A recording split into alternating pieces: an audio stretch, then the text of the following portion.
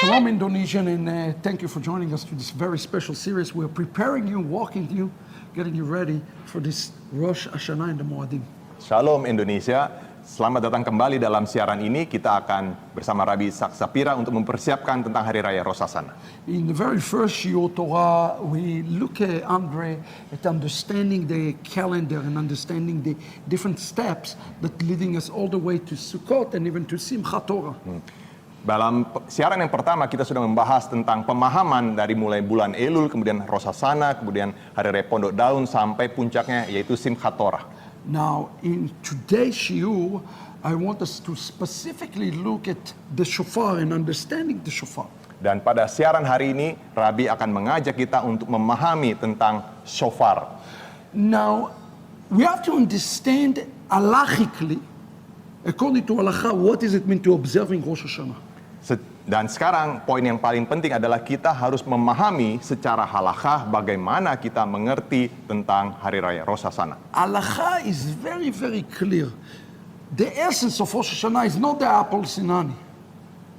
Kita harus benar-benar memahami bahwa esensi dari Rosh Hashanah bukan tentang apel dan madu.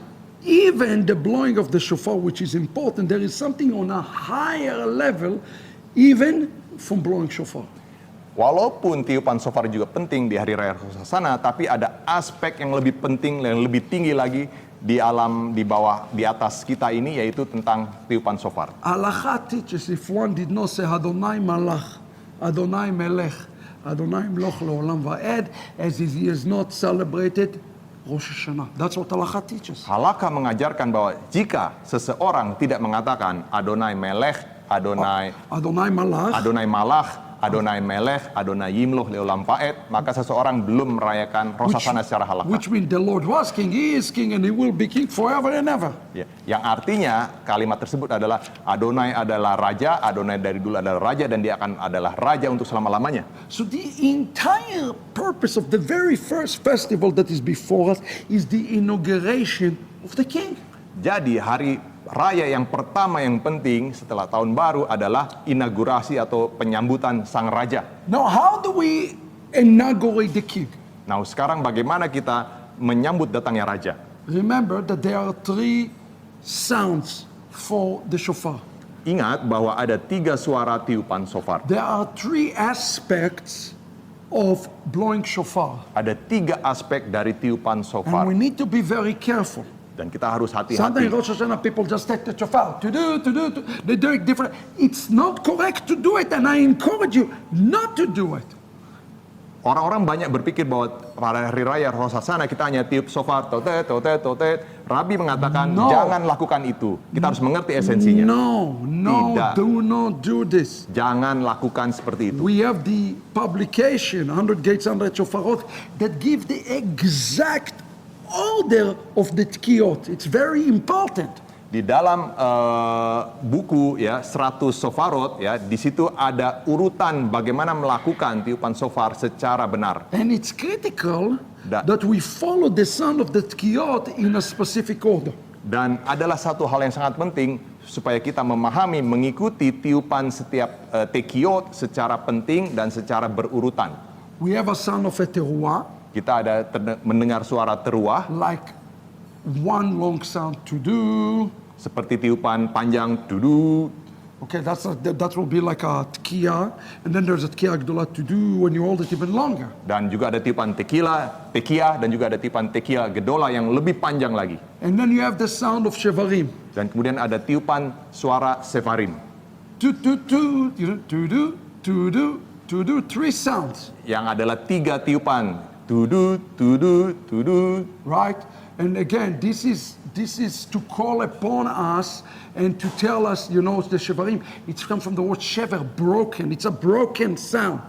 Itu untuk mengingatkan kita tentang tiupan suara sefarim, berasal dari kata sefer yang artinya adalah pecah, adalah suara yang pecah. Okay, it's not just coming with the tkiya, with the sound of the key, but also with supplication and cry, say, I will lead you. So it's kind of a sound of brokenness. We're broken before you, Hashem. Jadi setelah tiupan tekia ada tiupan sefarim, itu kita datang seperti suara yang pecah, kita memohon kepada raja, memecahkan suara kita, memohon pengampunan And kepada then you have raja. the Teruah. Kemudian suara tiupan teruah. Depending, but Sfaradim says you have to do at least 9 sound. At least 9, some say 11, but at the very least, Halacha says 9 sounds. Bahkan di dalam tradisi Sephardik ya, di dalam tiupan teruah paling minimal ada tiupan 9 kali, bahkan ada yang mengatakan 11 kali. And that is the sound of alert. Dan itu adalah tiupan teruah ini adalah suara waspada, alert. You said this is a great sound of alerting us that the king is coming. Suara tiupan teruah itu adalah tiupan atau suara untuk membuat kita bangun, waspada bahwa raja sedang datang. Now, in all 3 sounds, Di dalam semua 3 suara shofar, we use the shofar kita menggunakan shofar to inaugurate the king. untuk menginaugurasi raja. Now consider for a moment the word of Yeshua in Matthew chapter 23. Nah, sekarang pertimbangkan sedikit perkataan Yesua di Matius 23. Oh, Jerusalem, Jerusalem, how I long to gather you like a hand that gathers a chick, but you are unwilling. Oh Yerusalem, Yerusalem, betapa rindunya aku mengumpulkan engkau, tetapi engkau tidak mau. And then he concluded and said, you will not see me until you say, Baruch haba b'shem Adonai. Dan kemudian Yesua mengatakan bahwa kamu tidak akan melihat aku lagi sampai engkau mengatakan Baruch haba b'shem Adonai. The sound, those 3 sounds are equivalent to Baruch haba. It is not the Lord that is calling upon us, but on the opposite, it is us who is calling upon the Lord.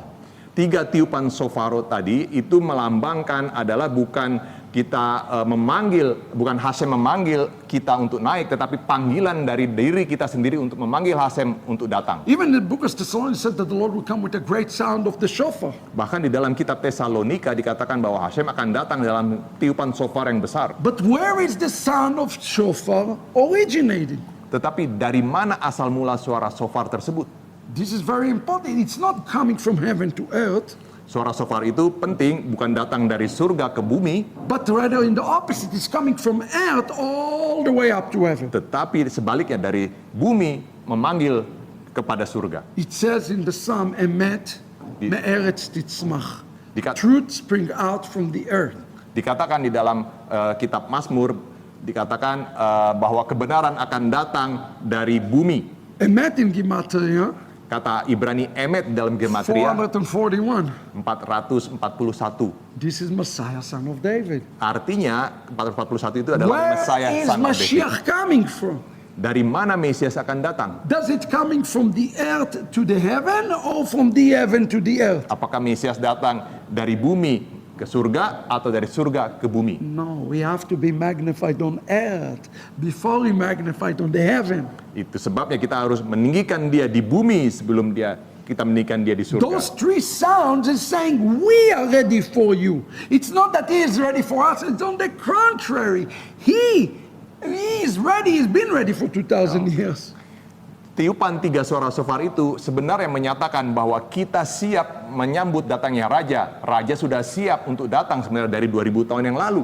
No, we're saying here, we are saying to him, we are ready to say Baruch haba b'shem Adonai. Think about Rosh Hashanah as a fulfillment of Matthew 23. We say Baruch haba b'shem Adonai. Jadi 3 tiupan shofar itu sebenarnya ada ekspresi kita untuk menyatakan bahwa kita siap menyambut datangnya Raja dengan mengatakan Baruch haba b'shem Adonai sesuai di Matius 23. The question that we're going to uncover in the next shiur Dan pertanyaan yang akan kita ungkapkan pada siur selanjutnya, is how our sound bagaimana suara kita from earth dari bumi get all the way up to heaven. bisa naik ke surga? Where does the sound of shofar goes? Kemana suara shofar itu naik? But we will cover that in the next year, okay? Dan kita akan menjawabnya di dalam siur selanjutnya, oke? But this is a principle that we all have to understand. Tetapi prinsip ini harus dimengerti oleh kita semua. The Geulah does not start with heavens. Geula, penebusan, tidak mulai dari surga. Think for a moment of picture of Joseph and his brother. When did he reveal himself? Perhatikan kisah Yosef di Mesir. Something, well, he revealed himself when he felt like it. sesuatu mengatakan bahwa Yosef menyatakan dirinya ketika dia ingin menyatakan. And to a degree, you're right. He decided when to unveil himself. Dan dalam beberapa hal memang benar, Yusuf menceritakan bahwa dirinya menyatakan dirinya. But that's the wrong question to ask. Tapi itu pertanyaan yang salah. What caused him, prompt him, and move him to reveal himself and say, "Ani Yosef"? Pertanyaan yang harusnya ditanya adalah apa yang menyebabkan Yusuf itu menyatakan dirinya bahwa dia adalah Yusuf? It was the action of Judah to Benjamin. Karena sebenarnya adalah aksi perbuatan dari Yehuda kepada Benyamin. It is Ahavat Israel who is awakening even the shofar to get to his ears. Karena tindakan Ahavat Israel kasih kepada sesamanya yang menyebabkan Yusuf menyatakan dirinya. This is the time now to do the ve'ahavta l'reacha kamocha, the mitzvot on the horizontal level. These are the days to do it, to give to the poor, to give to the needy, to take care of one another. Inilah saat yang tepat untuk melakukan mitzvah ve'ahavta l'reacha kamocha, untuk mengasihi sesamanya seperti kita mengasihi diri kita sendiri. Berikan sedekah kepada yang miskin, kepada yang membutuhkan. Because he wants to wake himself, reveal himself. Karena dia ingin menyatakan dirinya sebenarnya kepada So kita. let us every day when we blow the shofar, Jadi mari kita setiap hari pada saat kita meniup shofar, run to do a mitzvah lari untuk melakukan mitzvah. so that the sound will reach him. Sehingga tiupan shofar itu bisa mencapai surga. In our next shiur, Di dalam siur we selanjutnya, will dive a little bit deeper kita akan menggali lebih dalam lagi into the sound of shofar. tentang suara-suara shofar. And what does it mean to inaugurate this so it gets to the right ears Dan apa artinya menginaugurasi raja dengan tepat. and awaken the Shekhinah? Dan membangunkan sekinah itu.